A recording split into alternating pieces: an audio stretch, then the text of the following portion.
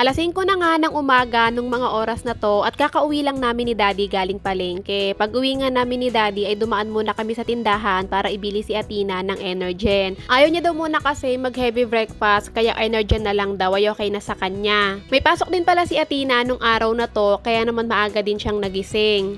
Nung natapos ko naman na siyang timplahan ng Energen, itong at sunod ko namang inayos yung mga pinamili namin sa palengke. Gaya ng dati tuwing namamalengke kami ay puro gulay pa din naman to. Hindi na ako bumili ng isda, ang binili ko na lang ay dalawang malaking chicken breast. Gusto ko talaga sanang bumili ng isda, kaya lang pagdating namin dun sa palengke, nagsisimula pa lang silang maglatag ng mga isda. Kaya naman itong chicken breast na nga lang ang binili ko para panahog o di naman kaya pang sabaw. Tapos bumili rin pala kami ng mangga para nga panghimagas ni Athena sa tuwing pagkatapos kumain. Alam niya ba mga mamis, lahat ng to na napamili namin sa palengke ay nagkakahalaga lang ng 490 pesos kasama na nga yung mangga. Dahil sa bagsakan kasi talaga kami bumibili ng mga gulay, nakakamura talaga kami. Pagkatapos nasisigurado pa namin na fresh kasi kakarating lang ng mga biyahero. Lahat ng gulay na yan na napamili namin ay pang-ulam namin or pagkakasyahin ko siya sa loob ng 5 araw. Siguro nagtataka kayo kung paano ko nagagawa yon kasi 3 lang naman kami mga mamis. Pagkatapos hindi rin naman kami ganun kalakas sa ulam. Meron pa nga akong natirang 2 ampalaya at 2 talong, tapos meron pa rin ako natira dito na pinagtanggalan ko ng laman na chicken breast. Dahil meron pa ako natirang 2 ampalaya na pwede kong igisa, lagyan ko ng itlog, tapos meron pang 2 talong na pwede ko namang itorta, at meron pa ako natirang mga manok na buto-buto na medyo may laman, pwede ko pang itinola yan. So imbis na dapat 5 araw lang yung pang budget ko na gulay na ulam namin, magiging 7 araw na dahil nga meron pa kami natirang konting gulay at konting manok. Tuwing bibili talaga kami ng chicken breast mga mamis ay yung buo pa, yung hindi pa siya nadedebone. Kasi nga ang ginagawa ko, yung pinaka chicken breast na laman ay yung pinagsasahog ko sa mga gulay. Tapos yung matitira naman, gaya na nakita nyo kanina na parang buto na meron pang laman, pwede kong itinola yon or di naman kaya sinigang na manok, chicken afritada, or di naman kaya ay ihalo sa munggo. Sa mga matagal ko ng follower dito na nakasubaybay sa akin tuwing nag-upload ako ng video ko, alam nyo talaga na kapag ako ay nagluluto ng tinola, afritada, or di naman kaya adobo, okay lang kahit hindi ganun kadami yung manok or hindi ganun kalaman. Kasi nga,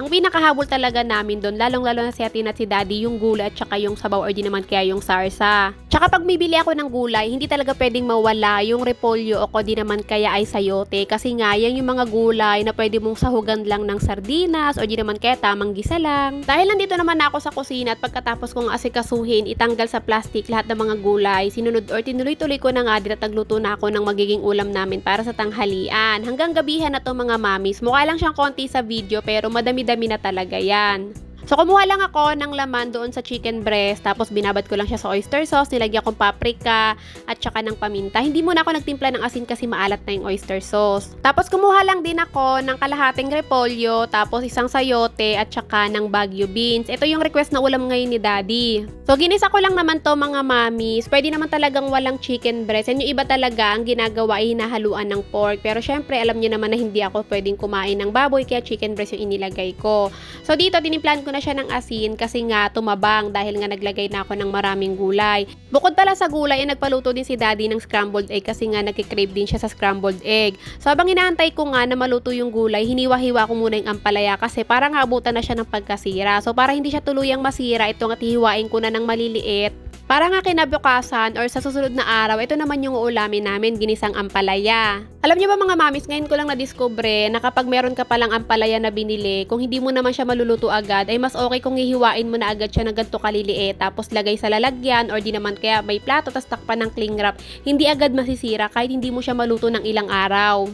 So anyway, natapos na ako magluto ng gulay, nahiwa ko ng ampalaya. Habang busy ako sa kusina kanina, si Athena na nag-asikaso mag-isa ng sarili niya. Tapos ito si Daddy nang maghahatid sa kanya. Naglalakad sila tuwing umaga kasi pinaka-exercise na. Pag-uwi naman ni Daddy, galing paghatid kay Athena, ako naman ay nag-asikaso naman ng sabon habang siya ay nagpiprint na ng mga waybill. Sa mga naghahanap pala ng sabon mga mami, sold out na po yung sabon. Huling pagpak ko na po to ng sabon at 2 weeks pa ulit bago tayo magkaroon ng stocks. Pero wag kayong mag-alala mga mamis kasi pag nagkaroon naman ng stocks ay sasabihin ko agad sa inyo dito sa aking mga vlog. Fast forward tayo mga mamis, mga bandang hapon na to, nakatulog at nakaligo na nga ako. Pagkatapos ko nga maligo ay sunod ko namang ginawa ay magtitiklop naman ako ng mga nilabhan kong mga puti ni Athena na pantulog. Nung natapos naman ako magtupi ng mga damit niya, kinuha ko na nga rin isa-isa itong mga box ng damitan ni Athena para ayusin tong mga damit niya kasi may mga time talaga na hindi na maganda yung ayos nitong damitan niya. Damitan ni Athena to mga mamis pero hindi siyang may kasalanan kung bakit minsan ay magulo to. Ang may kasalanan kung hindi ako din kasi meron ako mga ibang hinahanap na mga damit ko na hindi ko alam ay napupunta sa damitan niya. So kapag nagmamadali ako at kailangan ko na talaga, lalo na pag-aalis kami, ako na yung naghahalongkat tapos ayun sila sabi ko na lang na kinabukasan ko na ayusin hanggang nakakalimutan ko na. Minsan naman pinapaayos ko to kaya tinang damitan niya pero ngayon dahil tulog siya at nandito naman na ako, sige na ang linis ko, ako na ang gumawa. Para malaman ko na rin kung ano yung mga dapat tanggalin dito sa damitan ni Athena at kung ano yung dapat kong ibili sa kanya. Konti lang kasi talaga yung pambahay ni Athena mga mamis. Mas marami sa kanya itong mga pang-alis niya. Natapos na ako sa mga damitan ni Athena, nagpunta ako dito sa kusina at tatabi ko naman to natirang ulam para nga almusal ni Daddy pag uwi niya mamaya.